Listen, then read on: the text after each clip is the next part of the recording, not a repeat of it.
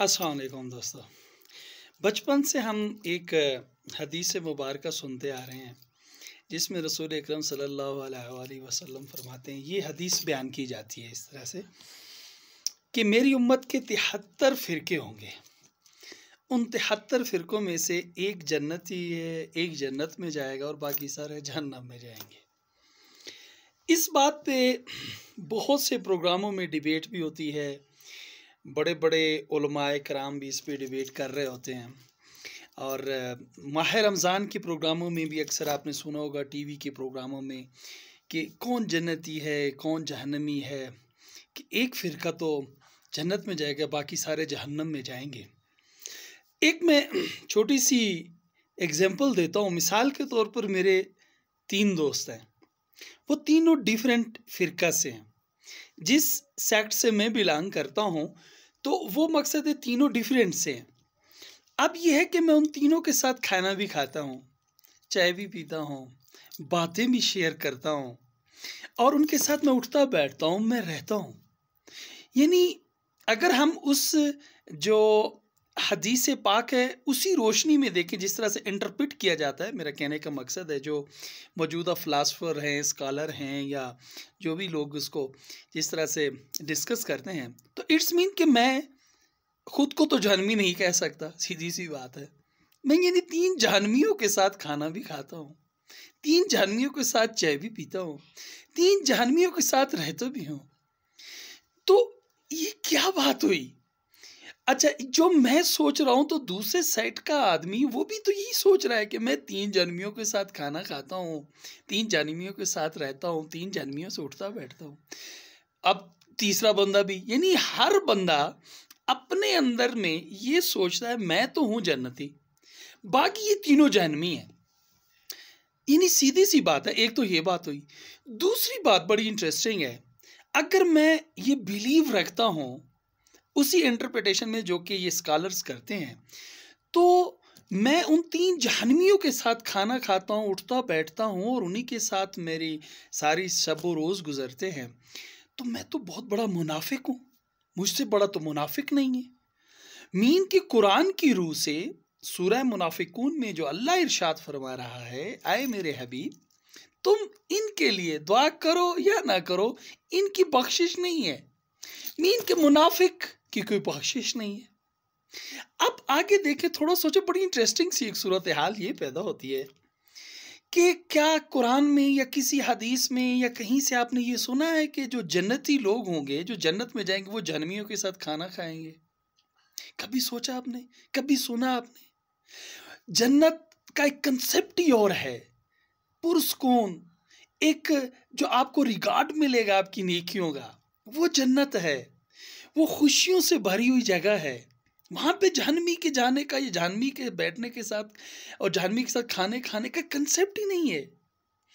तो ये कैसे हो सकता है कि इस दुनिया में मैं जहन्नमियों के साथ खाना खाता रहूं, उठता रहूं, बैठता रहूं और अगली दुनिया में मैं जन्नत में जाऊंगा? ये मुझे कोई समझ नहीं आती इस बात की।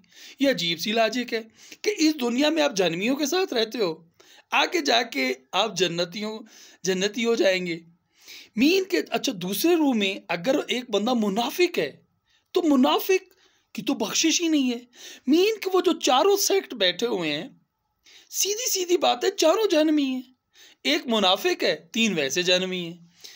देखिए, इस बात पे हमने सदियां बिता दी, सालों साल बिता दिए, कौन सच्चा कौन झूठा। मैंने इस बात पे सोचा और एनालाइज किया कि ये क्या माजरा है, क्योंकि अनफॉर्चुनेटली दिल के अंदर ये बात चलती रहती है। ये आप लाख कोशिश करें फिर भी आपको सोचने पे मजबूर कर देती है ये बात कि मैं जन्नती हूँ, ये जहन्नमी है। एक अजीब सा कंसेप्ट बिल्ड होता है। आप एक पार्शियल, एक सेपरेशन हर वक्त ज़हन में, फलां गलत है फलां, यानी खुद को सच्चा साबित करते रहते हैं और अजीब सी कैफियत बनी रहती है।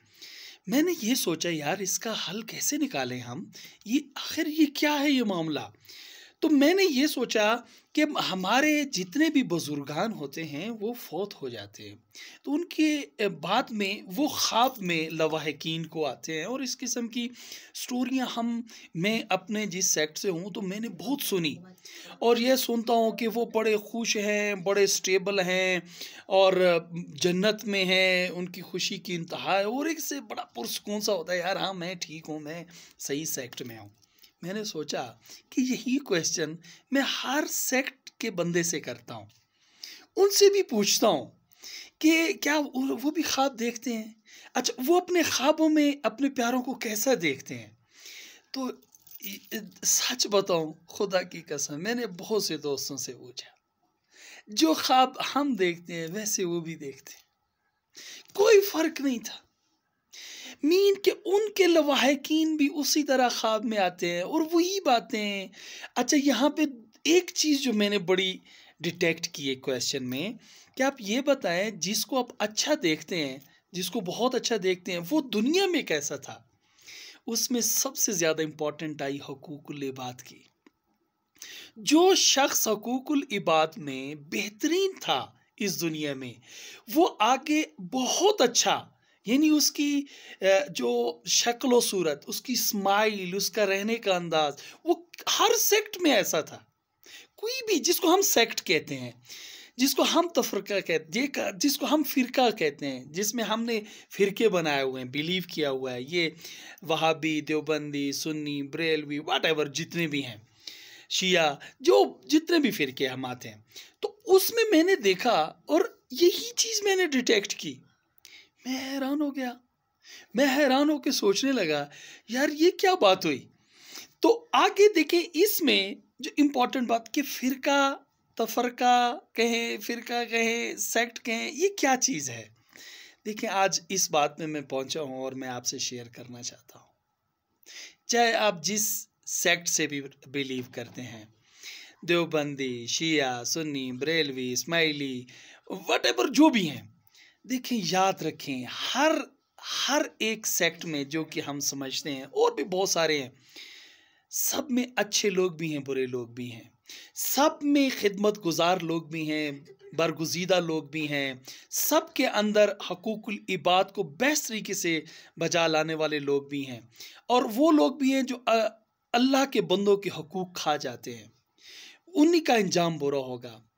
ये जो हदीस मुबारका है, इसकी रोशनी में बेसिकली जो रसूल ने फरमाया था कि मेरे फ़िरके बनेंगे, वो ये है कि रसूलुल्लाह सल्लल्लाहु अलैहि वसल्लम जब भी किसी को मुसलमान करते थे तो वो एक कलमा पढ़ाते थे, वो था अशहदु अल्ला इलाहा इल्लल्लाह व अशहदु अन्ना मुहम्मदन अब्दुहु व रसूलुहु व अशहदु अन्ना मुहम्मदुर रसूलुल्लाह। यही कलमा पढ़ाते थे। मीन के मैं गवाही देता हूँ अल्लाह के सिवा कोई माबूद नहीं, और मैं गवाही देता हूँ कि मोहम्मद सल्लल्लाहु अलैहि वसल्लम अल्लाह के रसूल हैं। ये दो बेसिक चीज़ें हैं जिस पे ईमान लाने से आप मुसलमान हो जाते हैं। जो बंदा इन दो बेसिक चीज़ों के अंदर वेरिएशन लाता है, ये फ़िरका है।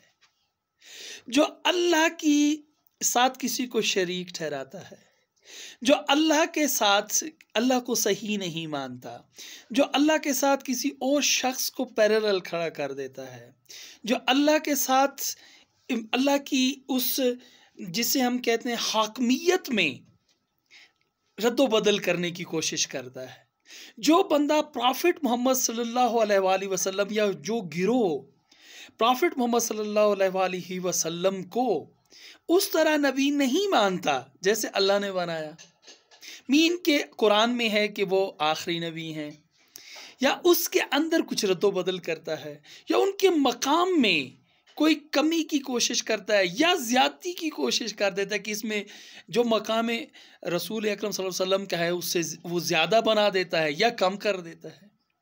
ये है असल फ़िरका। इसकी वजह से ये फ़िरके बनेंगे।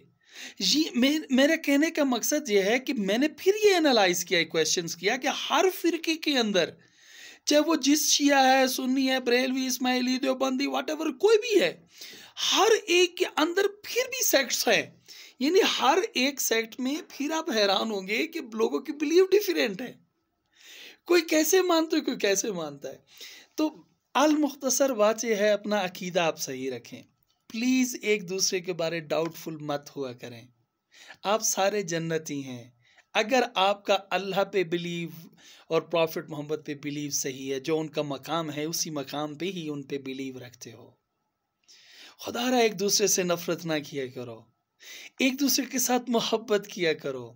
दिल में मत सोच के एक दूसरे के साथ रिलेशन रखा करो कि यार मैं किसी जानवी के साथ पता नहीं ये जन्नत में नहीं जाएगा, ऐसा ना सोचा करो। हकूकुल इबाद पे कोशिश किया करो, कोशिश किया करो कि आपके हकूकुल इबाद स्ट्रांग होने चाहिए। अल्लाह हमें हिदायत दे कि हम एक मुत्तहिद होकर आगे बढ़ें, और ताकि इस मसले पे हम गौर करके इसको ख़त्म करें और कुछ आगे बढ़ने के लिए भी सोचें, जिसलिए अल्लाह ताला ने हमें अशरफुल मखलूक बनाया। मैं दुआ गो हूँ, अल्लाह से दुआ करता हूँ कि अल्लाह हमें हिदायत दे, हम एक दूसरे की दिल से रिस्पेक्ट करें, मुनाफ़कत से नहीं दिल से करें, और एक दूसरे के बुज़ुर्गों के लिए हम दुआ खैर करें। बहुत शुक्रिया, थैंक यू वेरी मच।